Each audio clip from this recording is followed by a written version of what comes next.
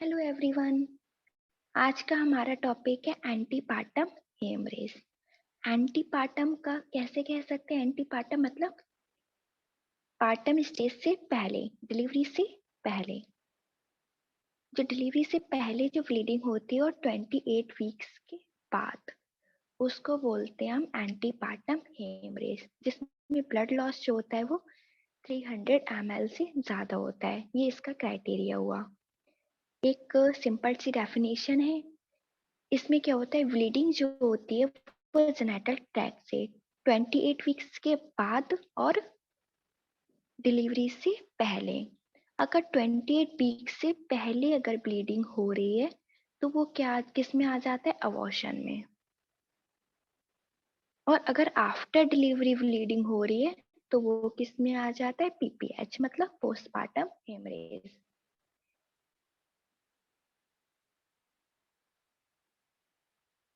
इसके देखते हैं कॉजेस क्या क्या हैं।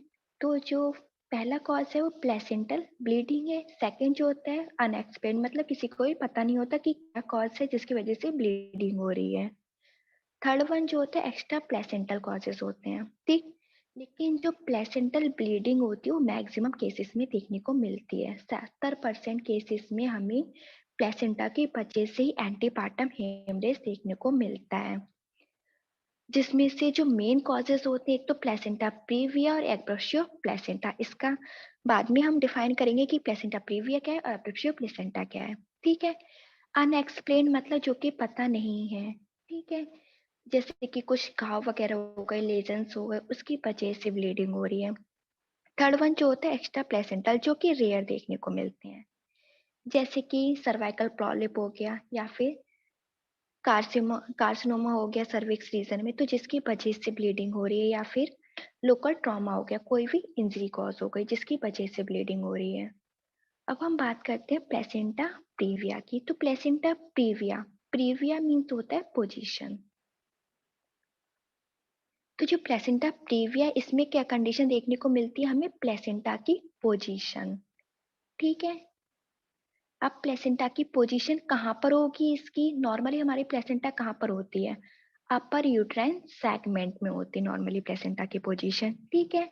लेकिन इस केस में, प्लेसेंटा प्रीविया के केस में, जो प्लेसेंटा की पोजीशन है वो लोअर सेगमेंट में देखने को मिलेगी, ठीक, इंटरनल ऑस के पास में। तो इसकी डेफिनेशन क्या लिखेंगे? प्लेसेंटा इम्प्लांटेड होता है पार्शियली तरीके से या फिर कंप्लीटली तरीके से लोअर यूट्राइन सेगमेंट में, मतलब इंटरनल ऑस के पास में। इसको क्या कहते हैं? प्लेसेंटा प्रीविया कहते हैं। इस डायग्राम के थ्रू पता चल रहा होगा नीचे प्लेसेंटा की पोजीशन है। और हेल्दी प्लेसेंटा मतलब नॉर्मल लेडीज में क्या होता है? ऊपर की तरफ अपर सेगमेंट में प्लेसेंटा होता है। ये रहा यूट्रस, ठीक है। ये जो होता है अपर सेगमेंट होता है, ये जो होता है लोअर सेगमेंट होता है।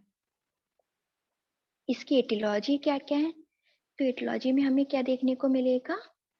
फर्स्ट एटियोलॉजी जो होगी वो ड्रॉपिंग डाउन थ्योरी होगी। ड्रॉपिंग डाउन थ्योरी में क्या होता है?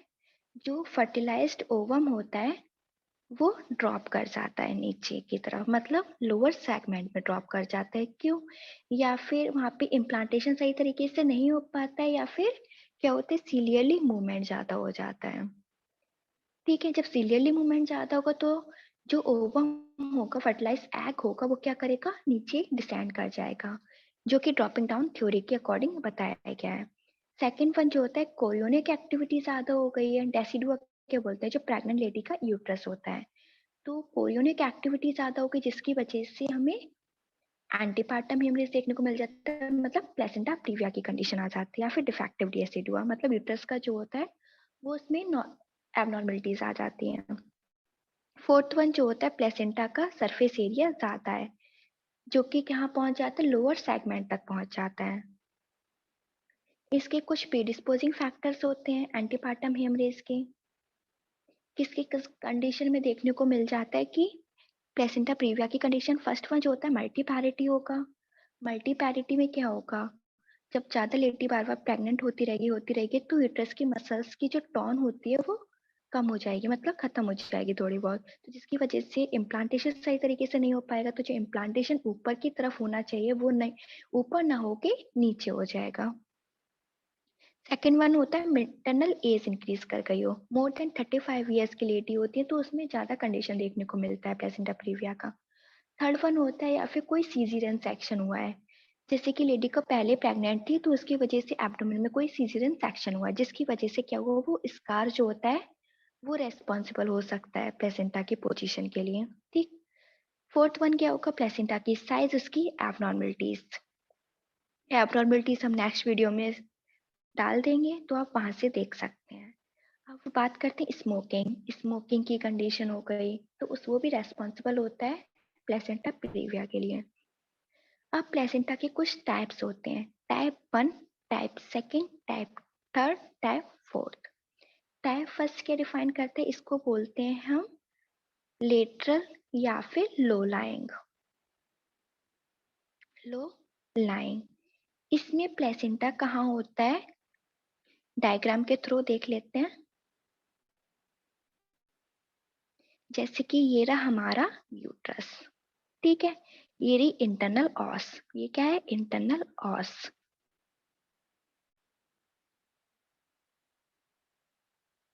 अब ये क्या है, क्या होता है, ये प्लेसेंटा यहाँ पर है, ठीक है। तो जब प्लेसेंटा यहाँ पर है मतलब इंटरनल ऑस के थोड़े बहुत करीब है, ठीक है, और क्या है मार्जिन्स पे है, लो लाइंग, तो इसके लिए इसको नाम दिया गया है लो लाइंग प्लेसेंटा। इसमें मतलब इसकी डेफिनेशन हम आगे देखेंगे अगली स्लाइड में कि इसकी डेफिनेशन क्या है। सेकंड वन क्या होता है, इसमें प्लेसेंटा कहाँ होता है, ये इंटरनल ऑस के पास होता है, इसको बोलते हैं मार्जिनल प्लेसेंटा। अब थर्ड वन की कंडीशन आती है कि जो प्लेसेंटा होता है वो इंटरनल ऑस को पार्शियली कवर करता है, ठीक है। अब फोर्थ वन में क्या होता है जिसको कंप्लीट और सेंट्रल प्लेसेंटा बोलते हैं, इसमें प्लेसेंटा कहाँ होता है जो कि इंटरनल ऑस को कंप्लीटली तरीके से कवर कर लेता है। तो ये क्या हुआ, कंप्लीट प्लेसेंटा। जैसे कि डेफिनेशन देख लीजिए, टाइप फर्स्ट लो लाइन में हमने क्या बताया था, प्लेसेंटा जो होता है वो लोअर सेगमेंट में अटैच्ड होता है, ठीक है, लेकिन इंटरनल लॉस तक नहीं होता है, ठीक। देखो मेजर पार्ट जो होता है प्लेसेंटा का वो तो अपर सेगमेंट में होता है, पर लेकिन कुछ पार्ट जो होता है वो उसका लोअर सेगमेंट में प्रेजेंट होता है लेकिन इंटरनल लॉस में नहीं होता है। टाइप सेकंड क्या था, मार्जिनल प्लेसेंटा। इसमें प्लेसेंटा क्या होता है इंटरनल ऑस की मार्जिन तक होता है, जो सेकंड डायग्राम बन रहा है नहीं था, जो इंटरनल ऑस है इसकी मार्जिन तक अटैच्ड है, ये क्या होता है हमारा मार्जिनल प्लेसेंटा, लेकिन इसको कवर नहीं कर रहा है। थर्ड वन क्या था, इनकम्प्लीट प्लेसेंटा।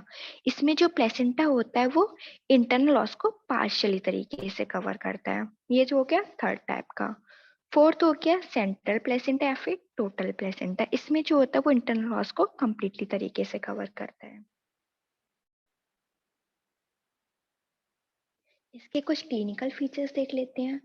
एंटीपार्टम हेमरेज है तो मतलब ब्लीडिंग तो होगी होगी, ब्लीडिंग तो होगी होगी, ठीक है। तो जो एकमात्र सिम्टम होता है वो वजाइनल ब्लीडिंग देखने को मिलती है, लेकिन वजाइनल ब्लीडिंग के फीचर्स क्या क्या है, एक तो इसका सडन ऑनसेट होगा मतलब अचानक से कहीं भी ये हो सकता है, अगर लेडी जो होती है वो आराम भी कर रही होती है रेस्ट भी कर रही होती है तब भी इसको ब्लीडिंग कॉज हो सकती है जिसकी वजह से एंटीपार्टम हेमरेज है। सेकेंड वन ये जो होता है पेनलेस इसकी ब्लीडिंग होती है, जब लेडी को ब्लीडिंग हो रही होती है तो इसमें कोई भी पेन नहीं होता है और कॉस्टलेस होती है, बताया तो था कि इसका एक्टिविटी से कोई भी लेना देना नहीं होता है, कोई भी एक्टिविटी कर रही हो लेडी को तब भी ब्लीडिंग हो सकती है और रिकरेंट होता है। इसको वार्निंग हेमरेज की थोड़ी बहुत मतलब हिस्ट्री देखने को मिल जाती है, थोड़ी बहुत पहले से ही ब्लीडिंग हो जाती है तो उसको वार्निंग हेमरेज भी बोलते हैं। अब हम इसके बात करते हैं कुछ साइन के बारे में। साइन में क्या होगा, ब्लीडिंग होगी, ठीक है, जब ब्लीडिंग होगी तो मतलब एनीमिया कॉज होगा, मतलब ब्लड लॉस ज्यादा होगा तो ब्लड के अंदर कमी होगी, एनीमिया की कंडीशन देखने को मिल सकती है, पैलर फेस देखने को मिल सकता है लेडी में। और जब फिजिकल एग्जामिनेशन करेंगे तो उसमें क्या क्या कंडीशन आती है, वाइटल साइन को देख सकते हैं हम, फिटल जिंदा है कि उसकी डेथ हो गई है, या फिर उसकी फंडल हाइट को असेस कर सकते हैं। सेकंड वन क्या होगा, फीटल की लाइक को मतलब उसका प्रेजेंटेशन क्या है, उसकी पोजीशन क्या है, फीटल कैसे प्रेजेंट कर रहा है। फिटल का वेट देख सकते हैं, उसकी फिटल की हार्ट साउंड्स देख सकते हैं।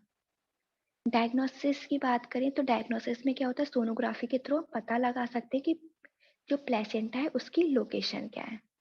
प्लेसेंटल लोकेशन हम पता कर सकते हैं सोनोग्राफी के थ्रू, एमआरआई के थ्रू भी पता कर सकते हैं, या फिर कलर डॉपलर। कलर डॉपलर क्या होता है, 3D सोनोग्राफी होती है। तो उसमें क्या करेंगे, ये प्लेसेंटा की पोजीशन को करेक्टली डिफाइन कर देगा। इसकी कॉम्प्लिकेशंस क्या क्या होते हैं, कॉम्प्लिकेशंस को हमने मैटरनल और फीटल में डिवाइड कर रखा है। तो जो मैटरनल कॉम्प्लिकेशंस होती है वो प्रेगनेंसीज, एक तो उसको प्रेगनेंसीज के टाइम पे हो सकती है कॉम्प्लिकेशन, लेबर के टाइम पे हो सकती है, या फिर लेबर के बाद हो सकती है, मतलब आफ्टर डिलीवरी हो सकती है। प्रेगनेंसीज के केस में क्या क्या देखने को मिलता है, शॉक। शॉक कैसे होगा, ब्लड लॉस ज्यादा होगा। जब ब्लड लॉस ज्यादा होगा तो मतलब बॉडी में ब्लड की कमी होगी, तो कोलैप्स कर जाएगी बॉडी, शॉक की कंडीशन में पहुंच जाती है। या फिर माल प्रेजेंटेशन हो सकता है बेबी का, या फिर प्रीमेच्योर लेबर भी हो सकता है, मतलब जो लेबर का टाइम पीरियड होता है उससे पहले भी डिलीवरी हो सकती है। लेबर के टाइम पे क्या होगा, मेम्ब्रेन्स का अर्ली रप्चर होगा जिसकी वजह से ब्लीडिंग वगैरह देखने को मिल सकती है।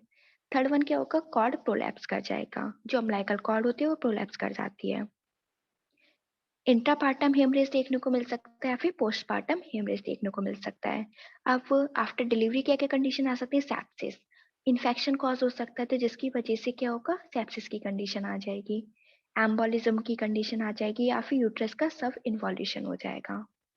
ठीक है, हम बात करते हैं फीटल की कॉम्प्लिकेशन। तो फीटल की कॉम्प्लिकेशन में क्या क्या होता है, बेबी की लो बर्थ बेबी हो सकता है, एस्फेक्सिया हो सकता है, बेबी की सांस नहीं ले पाएगा मतलब उसका दम घुट जाएगा, इंट्रायूटेराइन डेथ हो सकती है, मतलब जो वॉर्म है लेडी का उसके अंदर ही बेबी की डेथ हो सकती है। बर्थ इंजरीज कुछ देखने को मिल सकती है, या फिर बेबी में कंजेनिटल मालफॉर्मेशन हो सकती है। मैनेजमेंट की बात करें, जब ब्लड लॉस होगा तो मतलब ब्लड की कमी होगी बॉडी के अंदर, तो हम इंट्रावेनस फ्लूइड चढ़ा सकते हैं, बीपी को मॉनिटर कर सकते हैं, अमाउंट ऑफ ब्लीडिंग देख सकते हैं। ठीक है, या फिर क्या होगा, परसिस्टेंट ब्लीडिंग हो रही तो हम तुरंत की तुरंत क्या करते हैं, उसको बेबी को डिलीवर कराते हैं। सेकंड जो मेन कॉज हमने बताया था वो एब्रप्शियो प्लेसेंटा बताया था। पहला क्या था, प्लेसेंटा प्रीविया, उसमें क्या था, पोजीशन के बेस पे था प्लेसेंटा। सेकंड क्या हो रहा है, एब्रप्शियो प्लेसेंटा, इसमें क्या होता है, पहले से ही प्लेसेंटा का सेपरेशन हो जाता है। अब प्लेसेंटा का सेपरेशन होगा मतलब प्लेसेंटा यहाँ पे अटैच्ड है, जब प्लेसेंटा क्या होगी, सेपरेट होना चालू होगी, तो वहाँ पे ब्लड वेसल्स, वहाँ की जो ब्लड वेसल्स हैं वो रप्चर होंगी। तो जब ब्लड वेसल्स रप्चर होंगी तो वहां से ब्लीडिंग कॉज होगी। ठीक है, इसकी डेफिनेशन देख लेते हैं। It is one form of antepartum haemorrhage, मतलब एंटीपार्टम हेमरेज का ही एक मेन कॉज माना जाता है, जहाँ पे जो ब्लीडिंग होती है वो premature separation of normally situated placenta, मतलब जैसे कि सिचुएशन प्लेसेंटा कहाँ पर है, इसमें जो प्लेसेंटा होता है वो अपर सेगमेंट में ही देखने को मिलता है, लेकिन प्लेसेंटा प्रीवियम में हमने क्या पढ़ा था, लोअर सेगमेंट में प्लेसेंटा की पोजीशन थी। ठीक है, एक मेन डिफरेंस ये हो गया। तो इसमें क्या होगा, प्रीमेच्योर मतलब पहले से ही प्लेसेंटा का सेपरेशन हो जाएगा। इसके टाइप्स क्या क्या होते हैं, इसके तीन टाइप्स होते हैं। First one concealed, second one revealed and third one mixed. Concealed मानी हिडन, जिसको बाहर ब्लीडिंग देखने को नहीं मिल रही है, मतलब ब्लड क्या हो रहा है, अंदर ही अंदर कलेक्ट होता जा रहा है, इसमें बाहर ब्लीडिंग देखने को नहीं मिलती है। सेकेंड क्या हो गया, रिवेल्ड। रिवेल्ड मतलब ब्लीडिंग देखने को मिल रही है, जैसे मतलब सेपरेशन हुआ प्लेसेंटा का तो वहां से ब्लीडिंग होनी चालू हो जाएगी, वसाइना के थ्रू ब्लीडिंग दिख जाएगी। थर्ड वन क्या हुआ, मिक्स्ड टाइप का। इसमें क्या होता है, मिक्स्ड में इसमें ब्लड कलेक्ट भी हो सकता है, मतलब कंसील्ड की कंडीशन भी आ सकती है, और रिवेल्ड भी हो सकता है, ब्लीडिंग बाहर भी देखने को मिल सकती है और ब्लड अंदर जमा भी हो सकता है। डेफिनेशन के थ्रू देख लो, रिवेल्ड में क्या हो रहा है, ब्लीडिंग रिवेल्ड हो रही है, कंसील्ड में क्या हो रहा है, कोई भी ऑब्वियस ब्लीडिंग देखने को नहीं मिल रही। मिक्स्ड क्या है, कॉम्बिनेशन है दोनों का। लेकिन जो कंसील्ड ब्लीडिंग होती है वो केवल 20% ही देखने को मिलती है लेडीज में, लेकिन जो रिवेल्ड होती है वो 80% देखने को मिलती है। ठीक है, इसकी एटियोलॉजी क्या क्या है, एब्रप्शियो प्लेसेंटा की, एक तो प्री एक्लेम्सिया मतलब हाइपरटेंशन, HTN। अगर हाइपरटेंशन होगी तो क्या होगा, ब्लड वेसल्स कंस्ट्रिक्ट करेंगी, जब ब्लड वेसल्स कंस्ट्रिक्ट करेंगी तो वहां से क्या होगा, रप्चर हो जाएगा, तो वहां से क्या होगा, प्रीमेटरली सेपरेट हो जाएगा प्लेसेंटा का। सेकंड वन जो होगा, पैरिटी इंक्रीज कर गई हो। जब पैरिटी इंक्रीज कर जाएगी तो यूट्राइन की मसल्स की जो टोन होती है वो लॉस हो जाएगी, जिसकी वजह से प्लेसेंटा ठीक से अटैच नहीं हो पाएगा, तो पहले से डिटैच हो सकता है।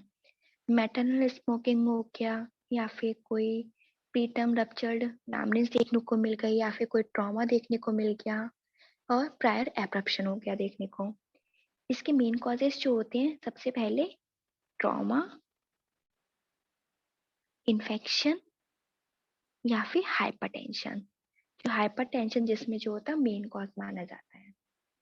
पैथोजेनेसिस इसकी देखते हैं, हेमरेज होगा डेसिडुआ में, ठीक है, तो वहां पे क्या होगा, मतलब डेसिडुआ वेसल जहाँ पे प्लेसेंटा अटैच्ड है वहां से हेमरेज होना चालू होगा, या फिर हेमेटोमा का फॉर्मेशन होगा। जब हेमेटोमा का फॉर्मेशन मतलब एक जगह ब्लड ज्यादा कलेक्ट हुआ जा रहा है, तो दूसरी जगह क्या होगा, वहाँ पे डिजनरेशन होना चालू होगा, मतलब ब्लड की सप्लाई वहाँ पे कम हो जाएगी, तो वहां से डिजनरेशन नेक्रोसिस होनी चालू हो जाएगी। तो एक क्या होगा, एक रप्चर बन जाएगा। मतलब जो नॉर्मल हमारा हेमेटोमा है, या फिर वहाँ पे स्पेस जो होती है ब्लाई की, तो वहाँ पे एक वेसल प्लेट बन जाएगी रप्चर की, ठीक है। तो वहाँ पे क्या करेगा, जो ब्लड कहाँ जा रहा है, कलेक्ट हो रहा है, वो मायोमेट्रियम को इन्वाइट कर जाएगा, तो इसको बोलते हैं कन्वुलर यूट्रस। अगर जो ब्लीडिंग होती है, मतलब ब्लड जो होता है कहाँ कलेक्ट हो गया, मायोमेट्रियम को, तो इसको कन्वुलर यूट्रस भी बोलते हैं। इसके क्लिनिकल फीचर्स जो होते हैं ग्रेडिंग के अकॉर्डिंग दे रखे हैं, grade 0, grade 1, grade 2, grade 3। Grade 0, इसमें कोई भी कॉम्प्लिकेशंस देखने को नहीं मिलती है। क्यों, इसमें वजाइनल ब्लीडिंग ही नहीं होती है। जब वजाइनल ब्लीडिंग देखने को नहीं मिलेगी, कोई भी स्पेसिफिक साइन नहीं मिलेगा, कोई भी स्पेसिफिक सिम्टम्स नहीं मिलेगा, तो इसमें कॉम्प्लिकेशंस भी नहीं होंगे। सेकंड हो गया ग्रेड 1, इसमें क्या होगा, माइल्ड ब्लीडिंग देखने को मिलती है, माइल्ड ब्लीडिंग। और यूट्रस क्या होगा, टेंडरनेस की कंडीशन हो जाएगी, फीटल हार्ट साउंड भी अच्छे से सुनाई देगी। ग्रेड 2 में क्या देखने को मिलेगा, इसमें मॉडरेट ब्लीडिंग देखने को मिलेगा, ग्रेड 1 से ज्यादा। और यूट्राइन का टेंडरनेस प्रेजेंट होगा। लेकिन जब मॉडरेट ब्लीडिंग देखने को मिलेगी, मतलब फर्स्ट केस से ज्यादा ब्लीडिंग होगी तो ब्लड लॉस होगा, तो जब ब्लड लॉस होगा फीटल को डिस्ट्रेस भी हो सकता है, या फिर फीटल की डेथ भी हो सकती है। ग्रेड 3 जो होता है वो सीवियर टाइप का होता है। इसमें क्या होती है, ब्लीडिंग बहुत ज्यादा होती है। जब ब्लीडिंग बहुत ज्यादा होगी तो लेडी क्या होगी, शॉक में जाएगी, जिस ठीक है, और या फिर कोगुलेशन डिफेक्ट आ जाएगा, फीटल की डेथ हो जाएगी। ये जो होता है मोस्ट सीवियर माना जाता है, ग्रेड 3। लेकिन जो कॉमनली ग्रेडिंग देखने को मिलती है वो ग्रेड 2 की ही देखने को मिलती है। हम बात करते हैं इसके डायग्नोसिस की। डायग्नोसिस किसके थ्रू पता लगाएंगे, प्रीमेच्योर सेपरेशन हुआ है प्लेसेंटा का कि नहीं हुआ है, अल्ट्रासोनोग्राफी के थ्रू या फिर एमआरआई के थ्रू, ठीक है। डिफरेंशियल डायग्नोसिस मतलब कौन कौन सी ऐसी कंडीशन होती है जिसमें ब्लीडिंग देखने को मिल सकती है। रिवेल्ड में एक तो प्लेसेंटा प्रीविया में भी तो ब्लीडिंग हो रही थी, तो उसमें भी ब्लीडिंग हो रही है। एब्रोफ्यू प्लेसेंटा में भी ब्लीडिंग हो रही है, तो सेम कंडीशन आ गई। इंडिटर्मिनेट ब्लीडिंग में भी ब्लीडिंग होती है, बासा प्रेविया की जो कंडीशन आती है, आगे नेक्स्ट लेक्चर में बता देंगे। एंड सेकेंड वन जो होगा मिक्स्ड या फिर कंसील्ड ब्लीडिंग में, इसमें क्या होगा, कंसील्ड मतलब हिडन है ब्लीडिंग, जो ब्लड है वो बाहर नहीं निकल रहा है, तो रप्चर ऑफ यूट्रस में भी ऐसा हो सकता है, या फिर रेक्टस में कोई हेमेटोमा की फॉर्मेशन हो, हेमेटोमा में क्या होगा, ब्लड वहां पे एक जगह कलेक्ट होता रहेगा, ठीक है, या फिर अपेंडिकुलर परफोरेशन की कंडीशन। कॉम्प्लिकेशंस की बात करते हैं, मैटरनल में क्या क्या कॉम्प्लिकेशंस आएंगे, एक तो शॉक होगा, हेमरेजिक शॉक हो सकता है। सेकेंड वन जो होता है वो कोगुलोपैथी की कंडीशन आ सकती है, यूट्रस का रप्चर हो सकता है, या फिर रीनल का फेलियर हो सकता है। अब क्या होगा, इस्चेमिक नेक्रोसिस भी हो सकती है। नेक्रोसिस कब आती है, जब ब्लड सप्लाई कम हो जाती है, तो इस्चेमिक नेक्रोसिस भी देखने को मिल सकती है। फीटल में हाइपोक्सिया की कंडीशन, एनीमिया हो सकता है, ग्रोथ का रिटार्डेशन होता है। ग्रोथ का रिटार्डेशन कैसे होगा, ब्लड नहीं रहेगा, ब्लड का लॉस ज्यादा होगा, तो क्या करेगा, ब्लड ही न्यूट्रिएंट सप्लाई करता है बेबी को, तो जब ब्लड ही नहीं रहेगा तो ग्रोथ बेबी की अच्छे से नहीं हो पाएगी, जिसकी वजह से रिटार्डेशन हो जाएगा। कंजेनिटल एनोमलीज भी देखने को मिल सकती है, या फिर फीटल डेथ भी। मैनेजमेंट की बात करें तो मैनेजमेंट किस किस कॉजेज पे डिपेंड करता है, एक तो फीटल की मैच्योरिटी के बेस पे, सीवियरिटी क्या है जो हमने बात करी थी ना, ग्रेड 0, ग्रेड 1, ग्रेड 2, ग्रेड 3, उसके बेस पे मैनेजमेंट कर सकते हैं, या फिर फीटल्स की पाइबिलिटी को देख के, फीटल हर साउंड प्रेजेंट है कि नहीं है, तो उसके बेस पे भी मैनेजमेंट कर सकते हैं आप।